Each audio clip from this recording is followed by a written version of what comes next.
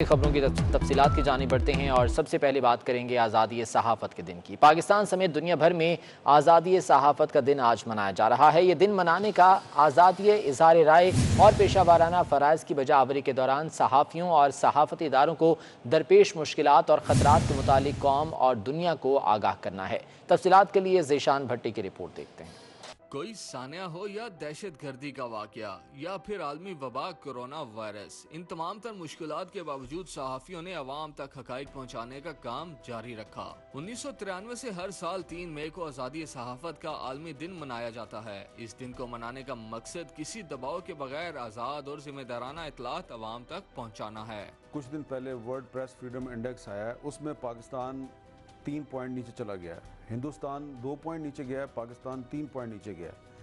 پھر جو human rights commission of Pakistan کی سالانہ رپورٹ برائے 2019 ریلیز ہوئی ہے، اس میں بھی یہ کہا گیا ہے کہ پاکستان میں آزادی صحافت کے لیے جو خطرات ہیں وہ بہت بڑھ گئے ہیں اور سپیس کم ہوتی جا رہی ہے۔ اگر ورلڈ پریس فریڈم انڈیکس میں پاکستان کا پوائنٹ نیچے سے نیچے جا رہا ہے تو اس کا پاکستان کو کیا نقصان ہوگا، کیونکہ جو یورپین پارلیمنٹ ہے وہ پاکستان کے خلاف پابندیاں لگانے کا بھی فیصلہ کر سکتی ہے۔ تو پاکستان کو چاہیے کہ جو پاکستان میں آزادی صحافت کے لیے جو چیلنجز ہیں ان کو کم سے کم کرے اور خطرات کو کم سے کم کرے، کیونکہ اسی میں پاکستان کا انٹرسٹ ہے۔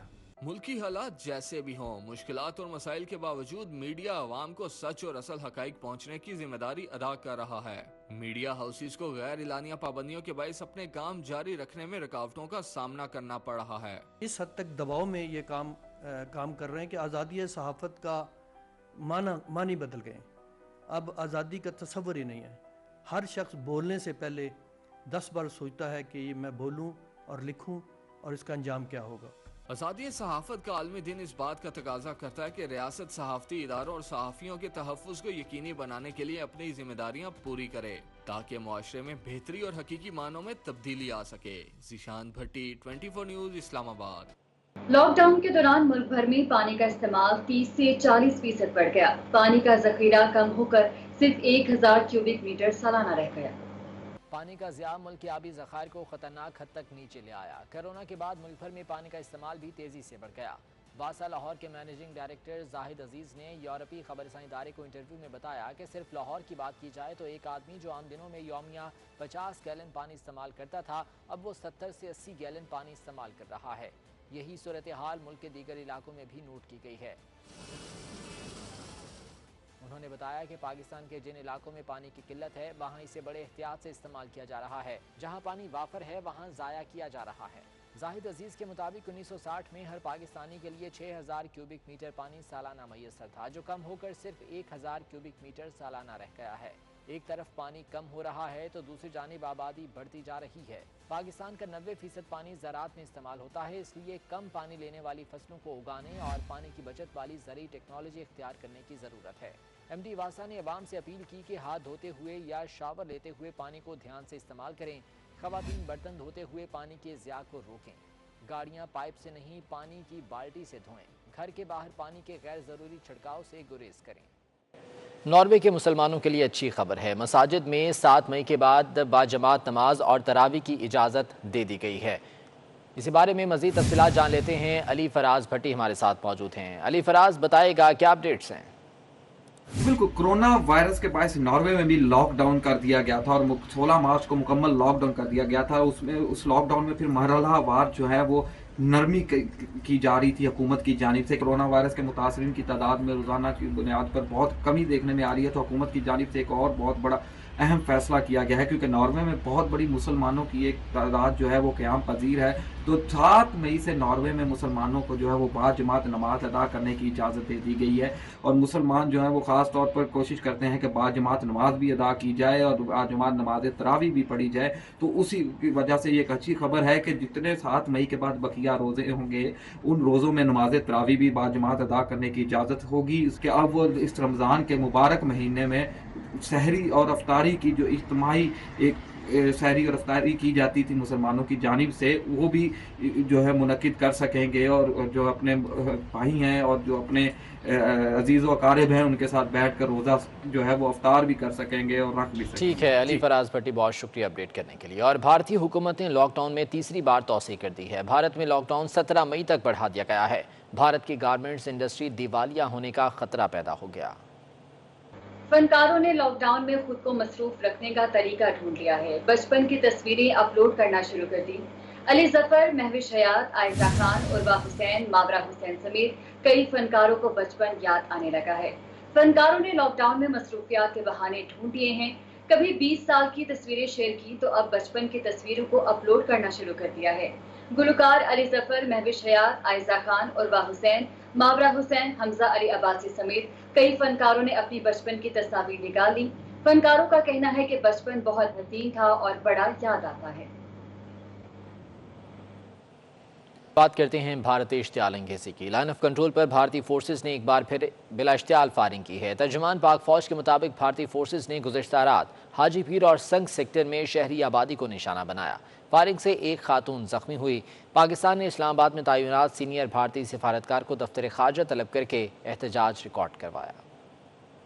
کرونا وبا کے باوجود بھی بھارت لائن آف کنٹرول پر اشتعال انگیزیوں سے باز نہ آیا۔ لائن آف کنٹرول پر ایک بار پھر بلا اشتعال فائرنگ کی گئی۔ ترجمان پاک فوج کے مطابق بھارتی فورسز نے گزشتہ رات حاجی پیر اور سنگھ سیکٹر میں شہری آبادی کو نشانہ بنایا۔ بھارتی فورسز کی فائرنگ سے ایک خاتون زخمی ہوئی جسے مقامی اسپتال منتقل کیا گیا۔ ترجمان پاک فوج کے مطابق بھارتی فورسز نے خود کار ہتھیاروں، راکٹس، مارٹرز اور آرٹلری سے اندھا دھند گولہ باری کی۔ پاک فوج کی جانب سے بھارتی اشتعال انگیزی کا بھرپور جواب دیا گیا۔ پاکستان نے بھارتی فورسز کی جانب سے LOC پر جنگ بندی کی خلاف ورزی پر بھارتی ہائی کمیشن کے سینئر سفارتکار کو طلب کر کے سخت احتجاج ریکارڈ کرایا۔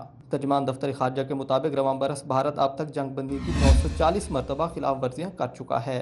ترجمان دفتر خارجہ عائشہ فاروقی کے مطابق بھارتی فورسز LOC اور ورکنگ باؤنڈری پر مسلسل معصوم شہریوں کو نشانہ بنا رہی ہیں۔ بھارت کی اشتعال انگیزی خطے میں امن و سلامتی کے لیے خطرہ ہے۔ بھارت ایسی حرکتوں سے مقبوضہ کشمیر سے دنیا کی توجہ ہٹا نہیں سکتا۔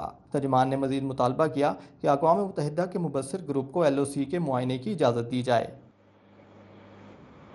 کورونا وائرس پولیس اہلکاروں میں تیزی سے پھیلنے لگا۔ کراچی سمیت سندھ بھر میں 91 پولیس افسران اور اہلکار اس وائرس کا شکار ہو گئے ہیں۔ تفصیلات کے لیے سمر عباس کی رپورٹ دیکھتے ہیں۔ کراچی سمیت سندھ بھر میں کرونا وائرس کا پولیس اہلکار شکار ہونے لگے۔ فرنٹ لائن کے فائٹر 91 اہلکار و افسران اس وائرس کا شکار ہوئے ہیں۔ زیادہ متاثر ہونے والے اہلکار پولیس افسران کے گن مین اور فیلڈ میں رہنے والے اہلکار ہیں۔ گورنر ہاؤس کی سیکیورٹی ڈیوٹی پر تعینات اہلکار بھی کرونا کا شکار ہوا، جبکہ ضلع ویسٹ کے متعدد اہلکاروں کے کرونا وائرس ٹیسٹ مثبت آئے ہیں۔ DSP فیروز آباد بھی کرونا وائرس کا شکار ہو گئے ہیں، جبکہ گارڈن ہیڈ کوارٹر میں تعینات پولیس انسپکٹر کا ٹیسٹ بھی مثبت آیا ہے۔ ساؤتھ ایسٹ ملیٹ کے اہلکاروں میں کرونا وائرس کی تشخیص ہوئی ہے۔ ادھر CIA حیدرآباد کے متعدد اہلکاروں کے ٹیسٹ بھی مثبت آئے ہیں۔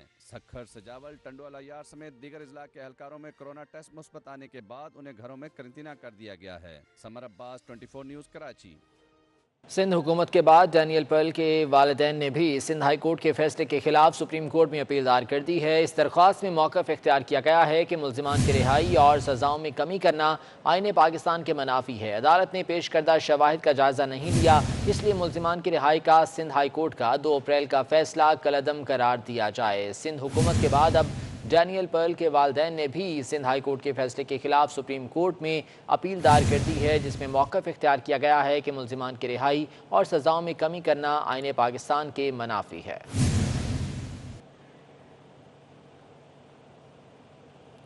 وفاقی پولیس کو منشیات فروشوں کے خلاف کارروائی مہنگی پڑ گئی۔ سیکٹر G7 میں مشکوک افراد کی اطلاع پر کارروائی کے دوران ملزمان کا پولیس اہلکاروں پر تشدد۔ ملزمان نے لاتوں، گھونسوں کا بے دریغ استعمال کیا۔ تشدد کرنے والوں میں 2 سرکاری افسران بھی شامل ہیں۔ اسی بارے میں صدام مانگٹ کی رپورٹ دیکھیے۔ سیکٹر میں G7 میں پولیس اہلکاروں پر منشیات فروشوں کے تشدد کا مقدمہ پولیس اہلکار کی مدعیت میں درج کر لیا گیا۔ واقعہ اس وقت پیش آیا جب پولیس نے سیکٹر G7 میں مشکوک افراد کی موجودگی کی اطلاع پر ملزم یاسر، ابرار اور شاہد کو گرفتار کیا۔ اس موقع پر ملزمان سے اسلحہ اور ½ کلو چرس بھی برآمد ہوئی۔ ملزمان کے شور مچانے پر ظفر الحق اور اس کا بیٹا راجہ خالد ساتھیوں کی مدد کے لیے پہنچ گئے اور پولیس کی گاڑی میں توڑ پھوڑ کی اور اہلکاروں کو تشدد کا نشانہ بنایا۔ تشدد کرنے والوں میں FIA کا UDC اور عدالتی اہلکار راجہ بچہ خالد شامل تھا۔ ملزمان پر پہلے بھی منشیات فروشی کے مقدمات درج ہیں۔ تمام ملزمان پولیس اہلکاروں پر تشدد کے بعد فرار ہو گئے۔ اسلام آباد پولیس نے ملزمان کی گرفتاری کے لیے خصوصی ٹیمیں تشکیل دے دی گئی ہیں۔ صدام مانگر، 24 نیوز، اسلام آباد۔ پاکستان میں کرونا وائرس کے ایکٹیو کیسز کی تعداد 13,832 ہو گئی ہے۔ National command and operation centre کے مطابق 24 گھنٹوں کے دوران 908 نئے کیسز رپورٹ ہوئے ہیں، جبکہ 4,753 افراد نے کرونا کو شکست دے دی۔ پنجاب میں 2,205، سندھ میں 1,295 مریض صحت یاب ہو چکے۔ خیبر پختونخوا میں 728، گلگت بلتستان میں 255 اور بلوچستان میں 183 مریضوں نے کرونا کے خلاف جنگ جیت لی، جبکہ اسلام آباد میں 44 اور آزاد کشمیر میں 43 مریض صحت یاب ہو چکے ہیں۔ National command and operation centre کے مطابق 24 گھنٹوں میں 20 افراد جاں بحق ہوئے، جس سے ہلاکتوں کی تعداد 437 ہو گئی ہے۔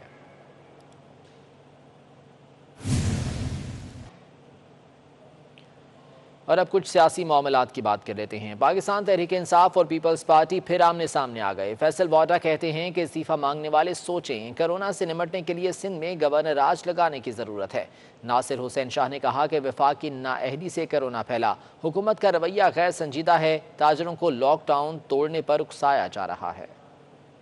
کروں کہ چیئرمین بلاول بھٹو زرداری صاحب نے جو کہا کہ عمران خان صاحب کنٹینر سے اتر آئیں، تو انہوں نے بالکل صحیح کہا۔ آپ نااہل ہیں اور آپ ناکام ہو چکے ہیں کہ صرف اپنی نااہلی کو چھپانے کے لیے اور آپ وفاق کی طرف دیکھنا چاہتے ہیں، تو استعفے سے زیادہ بہتر تھا کہ آپ یہ کہتے کہ کرونا وائرس کو سنبھالنے کے لیے گورنر راج لگا دیتے۔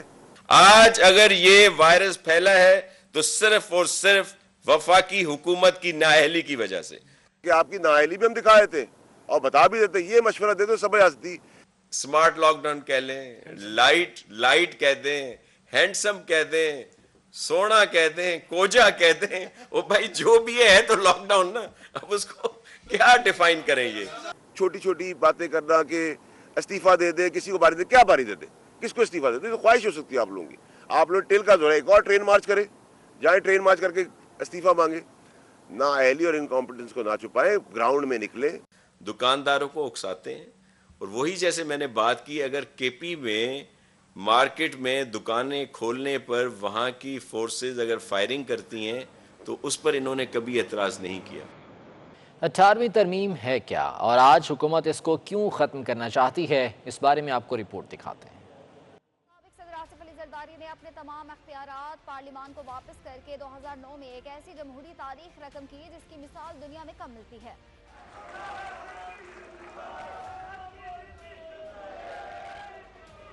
18ویں ترمیم کی منظوری سے 1973 کے آئین میں عاملوں کے دور میں کی گئی تبدیلیوں کو ختم کیا گیا۔ صدر سے اسمبلیاں توڑنے کا اختیار واپس لیا گیا۔ سابق عامر جنرل ضیاء الحق کا نام آئین سے نکال لیا گیا۔ 1 درجن سے زیادہ وفاقی وزارتوں کے اختیارات صوبوں کو منتقل ہوئے۔ وزیر اعظم کو مشترکہ مفادات کونسل کا سربراہ مقرر کیا گیا۔ اعلیٰ عدلیہ کے ججز اور چیف الیکشن کمشنر کی تعیناتی کے طریقے متعارف کروائے گئے۔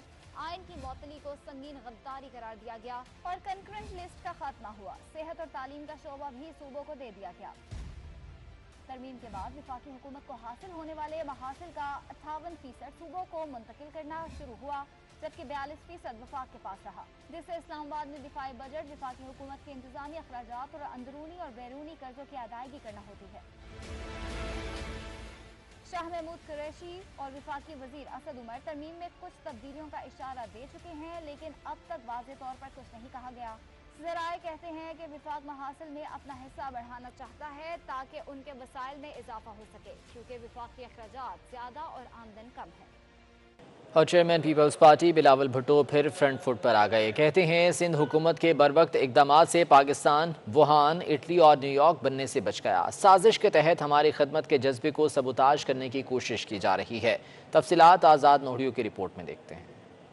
پاکستان پیپلز پارٹی کے چیئرمین بلاول بھٹو زرداری کی زیر صدارت پارٹی کا ویڈیو لنک اجلاس ہوا، جس میں بلوچستان، پنجاب، کے پی کے، گلگت بلتستان اور آزاد کشمیر سے پارٹی کے اطلاعات کے سیکریٹریوں نے ایک بریفنگ دی۔ तमाम सूबों की पार्टी रहनुमाओं ने चेयरमैन को बताया सूबाई हुकूमतों के कोरोना के खिलाफ इकदाम तशवीशनाक हद तक नाकाफी हैं और लोग परेशान हैं। इस मौके पर PPP चेयरमैन बिलावल भुट्टो जरदारी का कहना था कि सिंध में हम सिर्फ वर्ल्ड हेल्थ ऑर्गेनाइजेशन की जानिब से दी गई गाइडलाइन पर काम कर रहे हैं। इनका कहना था कि सिंध हुकूमत के बरवक्त इकदाम की पैरवी करके दीगर सूबों को भी सूरत हाल को कंट्रोल करने का मौका मिला है। बिलावल भुट्टो जरदारी ने कहा कि दिहाड़ीदार मजदूरों के लिए वफाकी हुकूमत ने कुछ नहीं किया, हम अवाम के लिए हर कुर्बानी देने को तैयार हैं। बिलावल भुट्टो का कहना था कि वफाकी हुकूमत ने डॉक्टर्स, नर्सेज और पैरामेडिकल स्टाफ को कोई सहूलत नहीं दी। इनकी जिम्मेदारी है कि वो तमाम सूबों की मदद करे। आज़ाद रेडियो 24 न्यूज़ कराची।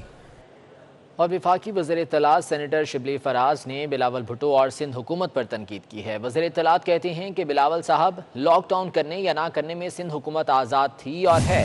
वफाक पर सवालात किस मुंह से उठाए जा रहे हैं, अपनी नाकामियों का मलबा वफाक पर ना गिराएं। सेनेटर शिबली फराज का कहना है कि बिलावल भुट्टो और उनके वज़रा काम करने के बजाय लंबी प्रेस कॉन्फ्रेंसेस कर रहे हैं। सियासत की बजाय सिंध में कोरोना वायरस कंट्रोल करने पर तवज्जो दी जाए। वफाकी वज़ीर इत्तलात शिबली फराज ने बिलावल भुट्टो और सिंध हुकूमत को तनकीद का निशाना बनाया।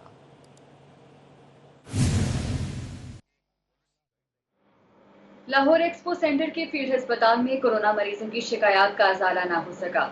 नाकिस इंतजामात पर मरीजों ने दूसरे रोज भी एहतजाज किया। गुजरांवाला में आंधी और बारिश से फील्ड अस्पताल का फर्नीचर और तिब्बी आलात टूट गए, जबकि मरीजों ने भागकर जान बचाई।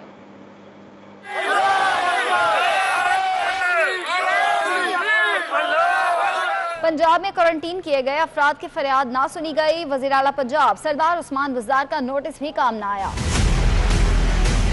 लाहौर के एक्सपो सेंटर में कायम कोरोना के फील्ड हॉस्पिटल में जेर इलाज मरीज सहूलियात के फुकदान पर सरापा एहतजाज बन गए। हुकूमत से इंतजामात बेहतर करने का मुतालबा कर दिया। मरीजों का कहना था कि खाना और अद्वियात वक्त पर फराहम नहीं की जा रही हैं, टेस्ट भी नहीं हुए। कई सेहतियाब लोग भी सेंटर में कैद होकर रह गए हैं। मिनिस्टर भी अपने घरों में क्वारंटाइन होते हैं। अगर स्पीकर पाकिस्तान हो सकते हैं, अपने घर में हो सकते हैं, हम भी हो सकते हैं। वज़ीर आला उस्मान बुज़दार ने फील्ड हॉस्पिटल में सहूलियात के फुकदान का नोटिस लेकर जिम्मेदारों के खिलाफ कार्रवाई का हुक्म दिया था, लेकिन मरीज ताहाल ख़वार होने पर मजबूर हैं।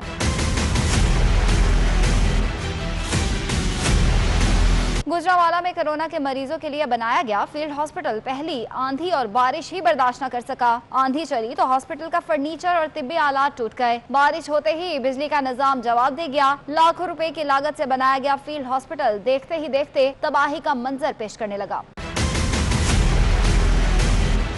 आंधी से हॉस्पिटल में टूट फूट शुरू हुई तो जेर इलाज मरीजों ने भागकर जान बचाई, जिन्हें हॉस्पिटल की बिजली मुनक़ता होने से भी शदीद मुश्किलात का सामना रहा। कोरोना मरीजों के लिए फील्ड हॉस्पिटल बनाते वक्त जिला इंतजामिया ने हिफाजती पहलुओं को किस हद तक मद्देनजर रखा, इसका पोल एक आंधी और बारिश ने ही खोल दिया।